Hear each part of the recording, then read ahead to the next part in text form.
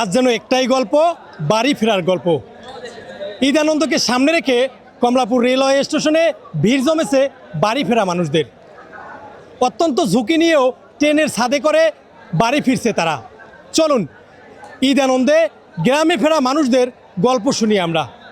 আমার শ্বশুর বাড়িতে প্রথম ঈদ, আমি কখনো ঢাকার বাইরে ঈদ করি নাই। আমি শ্বশুর বাড়িতে ঈদ করার জন্য এক্সাইটেড আছেন কিনা? অবশ্যই এক্সাইটেড আছি। অনেক মানুষ আছে, যেহেতু নতুন বিয়ে হয়েছে, অনেকে এখনো দেখা হয় নাই, ঠিক মতো পরিচয় হয়নি। অনেকের সাথে কথা হবে, পরিচয় হবে, সময় কাটানো হবে। ঢাকা কোনো মজা নাই, গ্রামে অনেক মজা আছে। আর অনেক ভালো লাগতেছে। আমি খুশিতে কি করবো জানি না। ঘুরবো, অনেক এনজয় করবো। খুশি লাগতেছে, কিন্তু অনেক ভিড়, অনেক কষ্ট হইতেছে। আতঙ্ক বা রাজনৈতিক আতঙ্ক এইসব কোনো কিছুই নাই। গ্রামে গিয়ে মূলত ঘোরাঘুরির একটা চিন্তা আছে, তো ঘুরবো।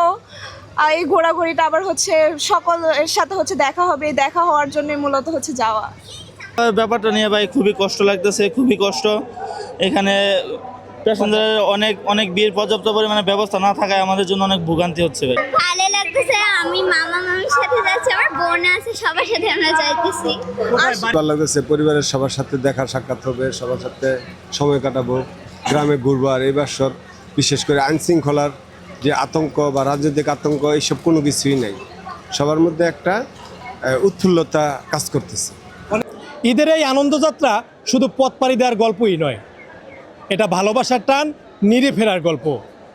হাজারো কষ্ট, দীর্ঘ অপেক্ষা এবং ভিড় ঠেলে প্রিয়জনদের কাছে পৌঁছানোর এই চিত্রই বাংলার চিরচেনা ঈদ। কমলাপুর রেলওয়ে স্টেশন থেকে রুদ্র শামীম, নিউজ 10, ঢাকা।